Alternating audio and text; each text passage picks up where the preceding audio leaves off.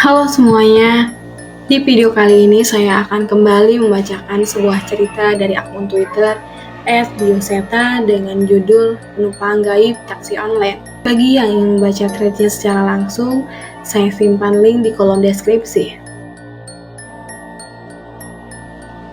Katanya, belum bisa ngaku driver senior kalau belum mengalami kejadian mistis pas narik. Ini salah satu kisah yang diceritakan driver taksi online yang beberapa hari lalu saya tumpangi. Sebut saja namanya Pak Roni. Waktu itu saya iseng menyetel cerita horor di YouTube hanya untuk mereplay komen-komen saja. Gak disangka tiba-tiba Pak Roni nyeletuk. "Semalam saya juga habis ketemu setan, Mas." Sontak aku mematikan handphone saya dan menanyakan lebih lanjut tentang kejadian itu. "Ketemu setan? Yang bener, Mas." "Iya, Mas, gak bohong. Saksinya ada." Pak Roni bercerita bahwa saat itu dia menjemput seorang perempuan tak jauh dari Bandara Adi Sumarmo Boyolali. Bukan di bandaranya, tapi beberapa ratus meter dari bandara. Pak Roni menyimpulkan bahwa perempuan ini dari bandara karena dia membawa 2 buah koper yang ditarik seperti penumpang pesawat yang baru turun. Sebenarnya waktu itu Pak Roni gak mau ambil orderan itu karena tujuannya jauh, hampir masuk kota Blora. Namun di aplikasi sudah tertulis penumpang itu akan membayar lebih untuk tambahan bensin pulang. "Memangnya bisa, Pak, ngantar sampai keluar kota?" Aku memastikan. "Kalau Gojek nggak bisa, Mas. Tapi kalau di Grab bisa. Tapi ya tetap ada batasnya," jawabnya. Ia pun melanjutkan ceritanya saat menjemput perempuan itu. Seorang perempuan muda berambut panjang, mengenakan dress coklat. Ia membawa 2 buah koper yang berat, benar-benar berat. Pak Roni membantu menaikinya dengan susah payah. "Berat banget, Mbak. Bawa apaan aja?" tanya Pak Roni. "Barang-barang saya, Pak," jawab perempuan itu yang sama sekali tidak menjawab rasa penasaran Pak Roni. Waktu itu posisi setelah maghrib. Mereka berangkat saat langit sudah mulai gelap. Pak Roni sebenarnya sudah beberapa kali mengantar ke daerah Purwodadi Blora, sehingga merasa biasa saja dengan perjalanan jauh. Tapi sepanjang perjalanan, penumpang perempuan ini hanya menunduk dan tidak memulai perbincangan sama sekali.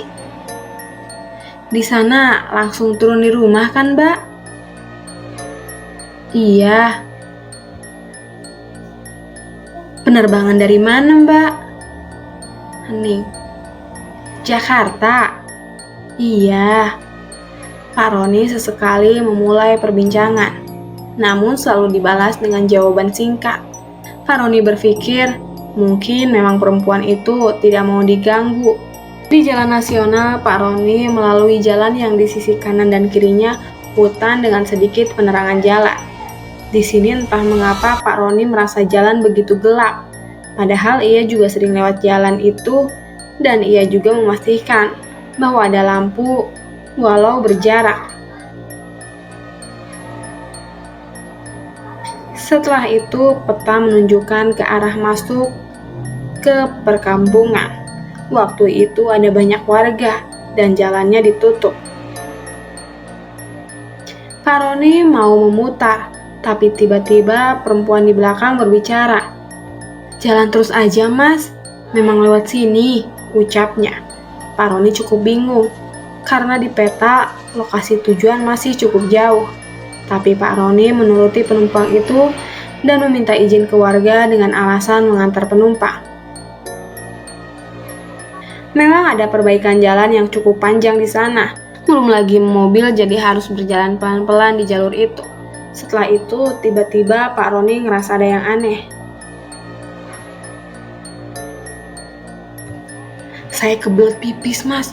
Bener-bener kebelet, sampai gak bisa ditahan." "Tiba-tiba aja gitu?" tanyaku. "Iya, Mas. Udah pasti di jalan begitu gak ada pom bensin. Mana kanan kiri kebun pisang semua." Pak Roni pun memutuskan untuk berhenti ketika sudah meninggalkan perbaikan jalan dan terlihat pemukiman warga yang berjarak tidak jauh lagi dari mereka. "Mbak, maaf ya, saya buang air kecil sebentar. Sudah nggak tahan," izin Pak Roni. Ia pun memarkirkan mobilnya di pinggir kebun pisang dan mengambil jarak yang jauh untuk buang air kecil. "Amit, permisi, sudah kebelet." Pak Roni menyelesaikan dengan cepat urusannya dan segera kembali ke mobil. Tapi saat itu Pak Roni menyadari sesuatu.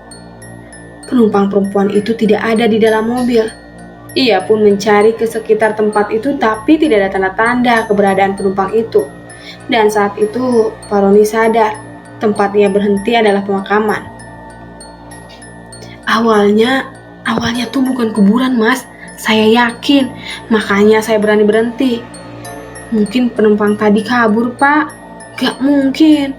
Kopernya ada di belakang, dan itu berat semua. Pak Roni benar-benar mengecek ke bagasi belakang, dan kedua koper itu sudah tidak ada. Saat itu, seketika udara semakin dingin dan bulu kuduk Pak Roni berdiri. Ia merasa seharusnya tidak berlama-lama di tempat itu.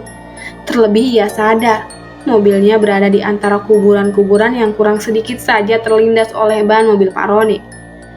Ada perasaan dilema di mana Pak Roni khawatir bila penumpang itu sendiri di tempat itu, tapi ia sendiri sudah merasa perasaan yang tidak enak.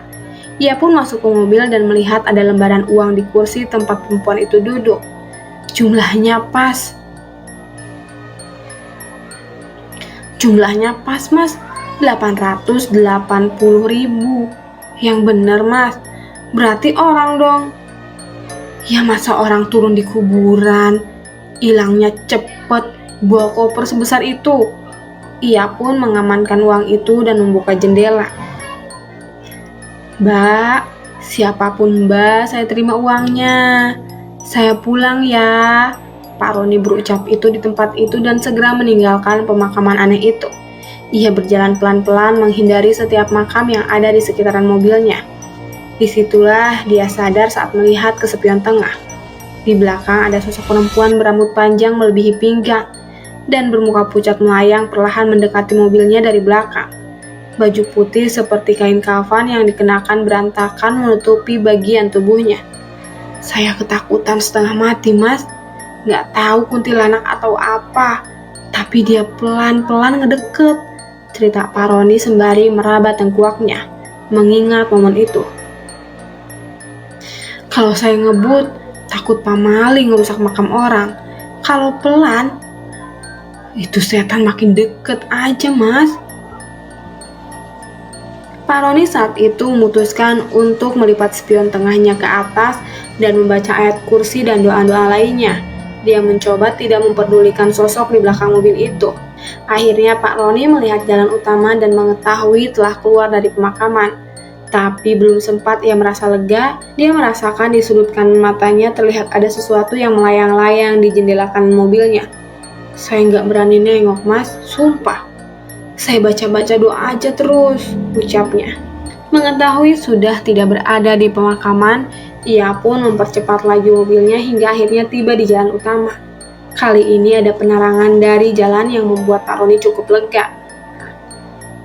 Tapi dari spion samping, Pak Roni sempat melihat ada sosok yang melayang-layang berhenti di pinggir jalan, tak lagi mengejar Pak Roni.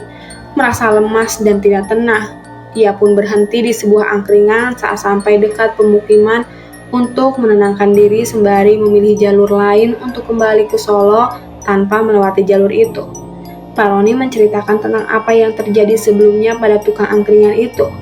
Dan anehnya tukang angkringan itu tidak terlalu kaget. "Oh, si mbak-mbak itu lagi." "Emang gitu, Pak. Sudah beberapa tahun ini ada kejadian begitu. Taksi online disasarin ke makam. Setahun bisa 2 kali mungkin," ucap tukang angkringan itu. "Maksudnya, itu beneran setan apa orang, Mas?" tanya Pak Roni. "Katanya sih dia setan TKW, Mas. Ada yang bilang dia dipulangin jasadnya aja. Tapi percaya nggak percaya sih." Pak Roni menelan mudah mendengar cerita itu. "Tapi dibayar kan, Pak?" tanya tukang angkringan itu.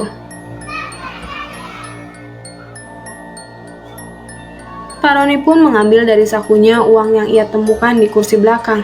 Iya Pak, ini dibayar pas, jawab Pak Roni sembari menunjukkan uang itu pada tukang angkringan itu. Memang begitu Pak, gak tahu itu duit dari mana. Tapi setiap supir taksi yang diisengin tetap dibayar kok, jelasnya. Ini bakal jadi daun gak ya Pak? Kalau sebelum-sebelumnya sih enggak Pak. Pernah ada yang cerita, Pak Roni pun mulai bingung dengan uang itu. Dari mana setan punya uang untuk membayar taksi? Setelah menenangkan diri, Pak Roni pun kembali pulang ke Solo menggunakan jalur yang berbeda.